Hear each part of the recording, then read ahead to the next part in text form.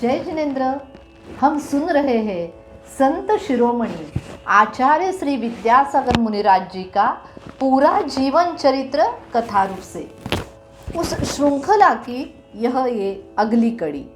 चलिए शुरुआत करते हैं मंगलाचरण से।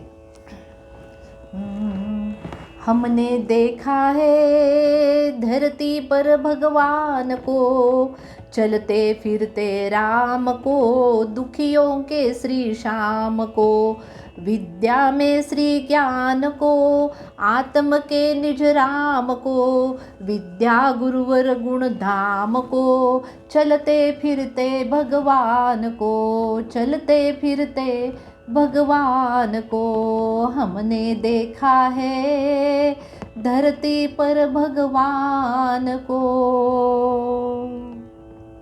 बोलिए पंच परमेष्ठी भगवान की जय।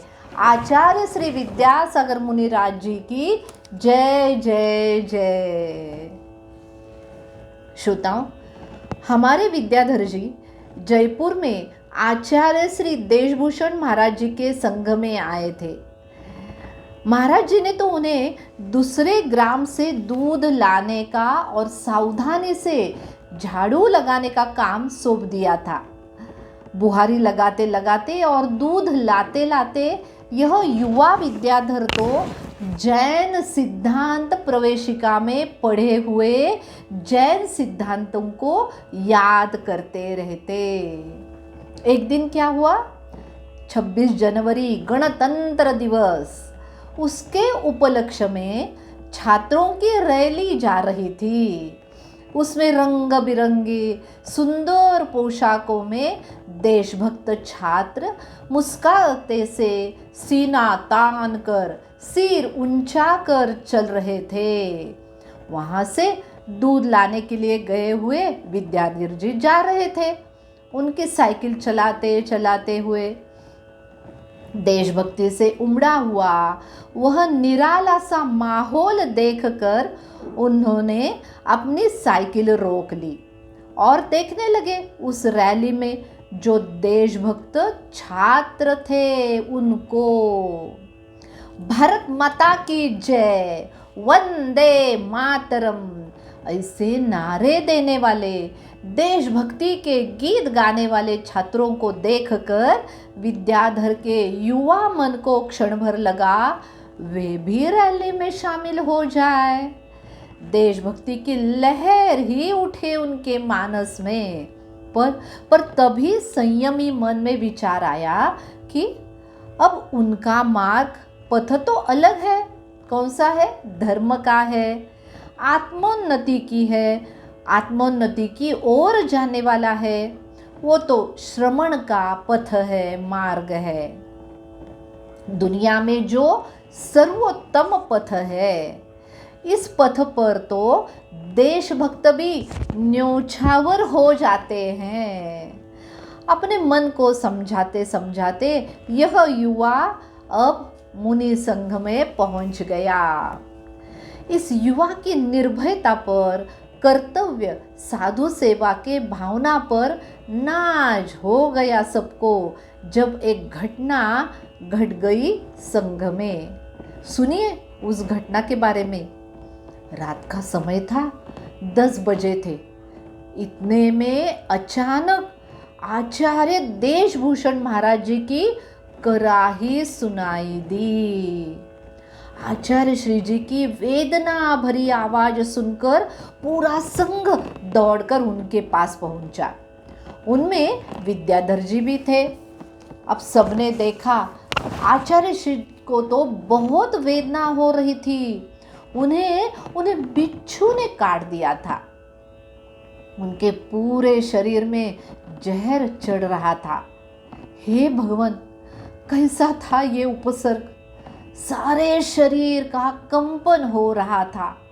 दर्द दर्द और सिर्फ दर्द।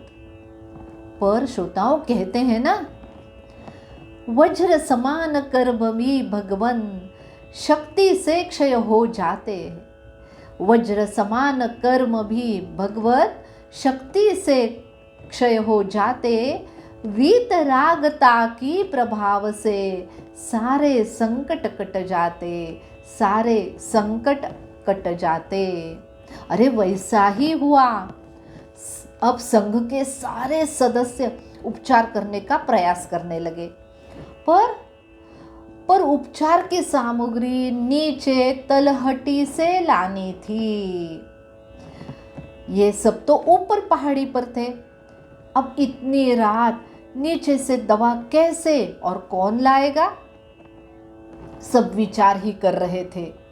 तब तक तो हमारे विद्याधर जी स्वेच्छा से दौड़ पड़े।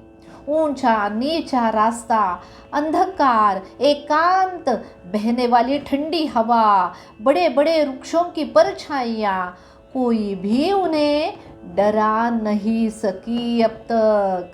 वे भी निर्भय होकर दौड़ते ही दौड़ते जा रहे थे। इतने में सामने देखा तो पगडंडी पर एक काला नाग फन फैलाए हुए बैठा था। एक क्षण भी विद्याधर रुक गए डर के मारे और सोचने लगे, दवा लाना तो अनिवार्य है। जब तक दवा नहीं लगाते तब तक आचार्य श्री जी का दर्द कम कैसे होगा। तो क्या करूं, कैसे जाऊं, सोच में पड़ गए। अब विद्याधर जी ने बड़ी चतुराई से उस अंधेरे में दूसरी पगडंडी अपनाई। रास्ता पूरा करके नीचे से दवा लेके दौड़ते हुए हाजिर हुए महाराज जी के समक्ष। फिर देर किस बात की थी, दवा तैयार हो गई, लेप किया गया। जहां डंक किया था ना बिच्छू ने, उस पर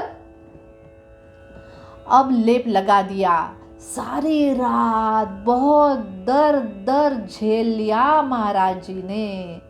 सुबह तक आराम लग गया। सारी रात आचार्य श्री सोचते रहे, शुभ शुभ कर्म फल जेते, शुभ शुभ कर्म फल जेते, भोग जिय एक ही तेते। अपने जो शुभ अशुभ कर्म किए हैं उन्हें भोगना ही पड़ता है। सब शिष्यों से विद्याधर की तत्परता, निर्भयता, उसके साधु सेवा के भाव, कर्तव्य परायणता, इन सब के बारे में जब आचार्य श्री जी ने सुना तो वे उसके ही बारे में सोचते रहे। क्या इतने सारे गुण इस युवा में है, मेरा शिष्य कितना होनहार है। काश हर युवक ऐसा बने। ओ मन में कहने लगे, नजरों से मेरे दिल में जगह कर गया कोई, नजरों से मेरे दिल में जगह कर गया कोई, मेरे गम को बदलने की वजह कर गया कोई। जयपुर में आए हुए विद्याधर जी तो आचार्य देशभूषण जी के संग में, काम में, पढ़ने में मग्न हो गए थे। और वहाँ सदलगा से अपने छोटे भाई को घर वापस लाने के लिए निकले थे महावीर भैया। उनके लिए सदलगा से जयपुर जाना, वहाँ विद्याधर को खोजना इतना सहज था क्या? बिल्कुल सहज नहीं था। उन्होंने गांव के ही एक परिचित श्रावक को अपने साथ ले लिया और चले ट्रेन से जयपुर की ओर। 2.5 दिन लगे उन्हें पहुंचने में। संघ में पहुंचते ही आचार्य श्री जी के दर्शन किए। अब आंखें तो ढूंढ रही थी अपने लाडले भाई विद्या को देखने के लिए। देखा तो विद्या जी एक कक्ष में शास्त्र खोले हुए ध्यान से पढ़ रहे थे। तो बड़े भैया ने झट से नजदीक जाकर उस होनहार बाल योगी के दोनों हाथ पकड़ दिए। अब आंखों से आंसू बरसने ही वाले थे, पर खुद को संभाल कर शांति से बोले, विद्या, शास्त्र, यह अध्ययन घर पर भी हो सकता है ना। घर में रहकर तुम सिर्फ अध्ययन करना, कोई कुछ भी नहीं कहेगा। पर अब इधर से चलो। अरे माता पिता का हाल बहुत बुरा है, रो रो कर आंखें दुखने लगी है उनकी। छोटे भाई बहने तेरी याद करते रहते हैं। सुनना विद्या, अब बस हो गया, इतनी दूर न रहो। चलो चलो बेटा, घर चलो मेरे लाडले, अब घर चलो। साथ हमारे रहो वादा, महावीर भैया बोलने लगे,